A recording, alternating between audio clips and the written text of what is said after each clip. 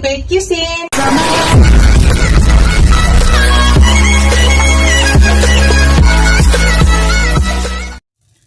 Hello guys! Today's video guys, magluto tayo ng munggo. Luto tayo ng munggo guys. Ito, nagpainit ako ng pan. Unang gawin ko guys, maglagay lang ako ng konting oil. Konting-konti lang guys. Dahil may taba yung aking pork, ilagay ko muna yung taba. Tanggalan muna natin ng, bawasan muna natin ng oil guys. Bawasan muna natin yan ng oil bago tayo mag-umpisa. Pakita ko sa inyo dito guys, magbawas muna tayo ng oil dyan. Hello guys, nakakulik na tayo ng mantika. Ayan. So, ilagay na natin yung laman ng pork guys.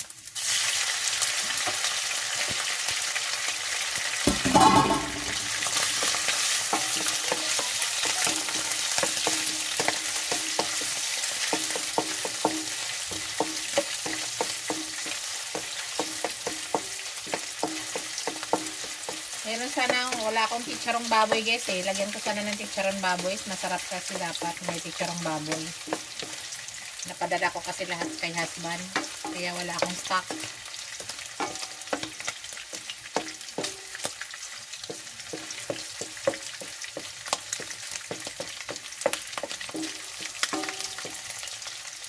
So magbawas ako ng mantika guys ha. Medyo marami ang mantika. Bawasan na natin. Yan, okay na yan guys. Yan po yung ating kinuha.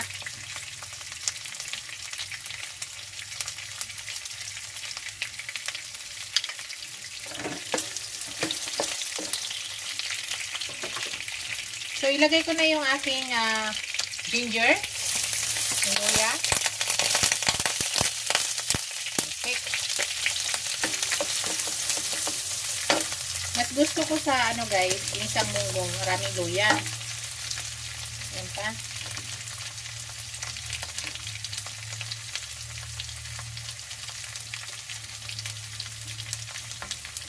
Gusto ko maraming luya. Ang bango kasi nito guys pag marami. Ganyan ba kayo magluto guys? Pag kayo magluto ng munggo, maraming luya.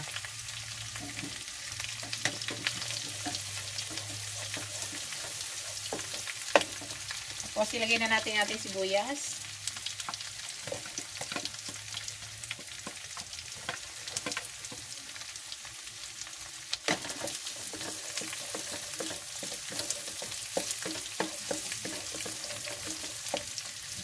Ayan lang muna natin, makutsa yung sibuyas.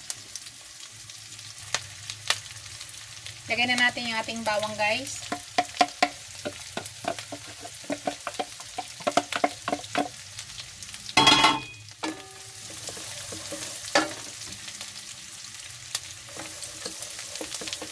Yung munggo ko guys, nalaga ko na munggong dilaw yung gamitin natin.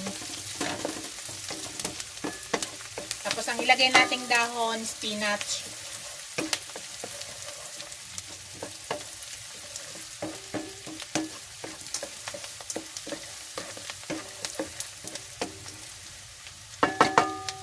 Ayan, maglagay ako ng patis guys. Patis po yung panglasa ilagay natin.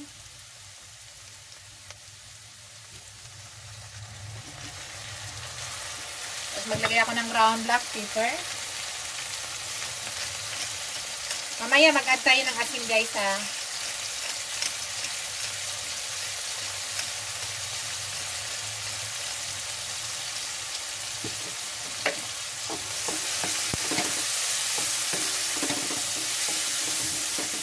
Gisa lang muna natin.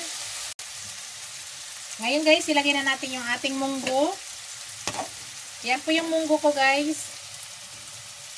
Yan, kulay dilaw yan.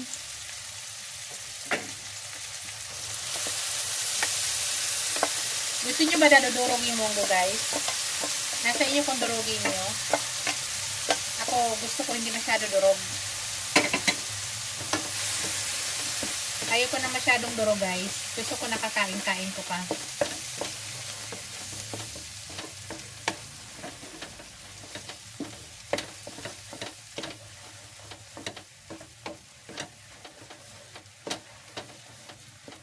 So, igisa lang muna natin para mag-absorb yung lasa dyan sa munggo. Maya-maya maglagay na tayo ng tubig. Hindi ako nakapag-init ng tubig, kaya hindi mainit na tubig yung ilalagay natin. Ang paglagay ng tubig, guys, nasa inyo kung ano kadami, ha.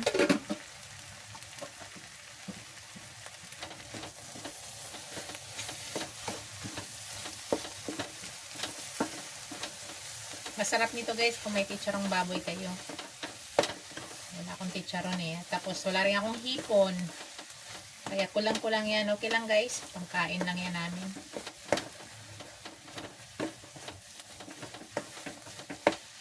So, okay na. Lagyan na natin ng tubig, guys.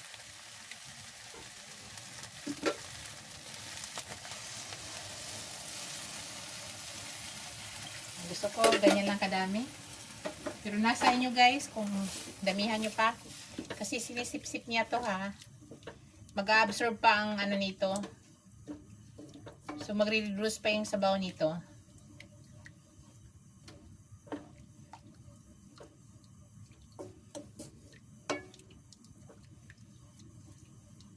Para sa akin, tama na, guys. Tama na yung sabaw. Pero kung gusto niyo mag-add pa, nasa inyo po. So, ang gawin ko, guys, takpan ko muna. At hintayin natin. Pakuluan ng pakuluan lang muna natin. Para ang lasa ay nasa sabaw na. Yan, guys, kumukulo na. Hayaan lang natin, guys, para mag-mix maigi yung lasa. Hayaan lang muna natin siyang kumulo ng kumulo. Tapos sa mamaya titikman po natin yan. Mag-add tayo ng asin. Tignan natin, guys. Mix natin.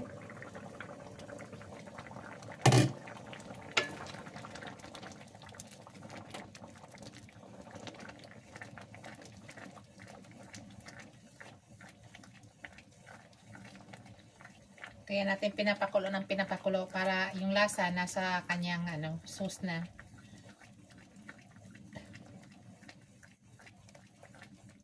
So, titikman ko siya, guys, ha. Tikman natin.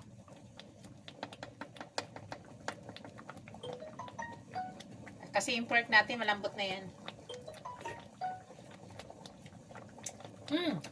Ang bango talaga, guys, ng luya. Ngayon, guys, mag-add ako ng salt. Pero ang gamit nating salt, guys, ay Himalaya salt. Kulang siya sa lasa. Ingat lang po. Kung ano kadami, yan na. Tapos maglagay ako ng pangpalasa.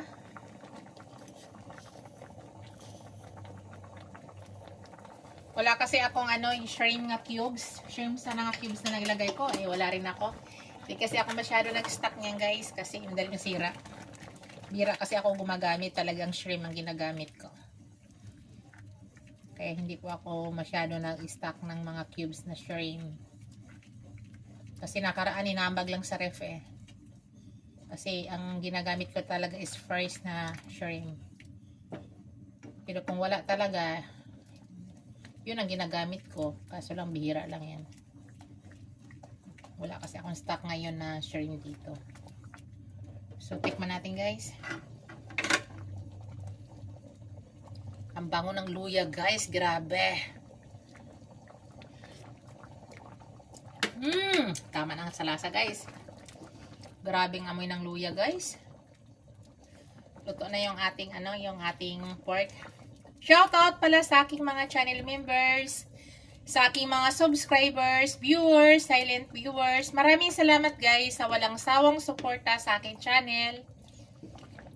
Sa hindi pa nakasubscribe sa aking channel, guys, subscribe nyo ako, guys, please.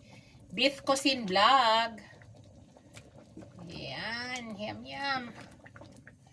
Tapos mag-fried tayo ng isda, guys. Hindi ko na ipakita sa yung pag-fried ko ng isda. Ito kasi yung partner dyan. Yung fried fish. So, ilagay ko na yung aking spinach, guys. Actually, hindi ko inubos. Ito lang yung ilalagay ko. Kung ano na yung kakainin ko, yun lang yung ilalagay ko. Pag initin ko yan sa sunod, maglagay lang ulit ako ng spinach. Ayaw kasi na-overcook yung spinach.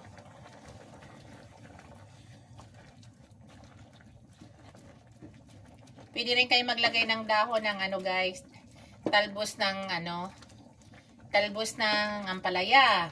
Pwede. Kahit anong talbos pwede. Pero mas gusto ko spinach.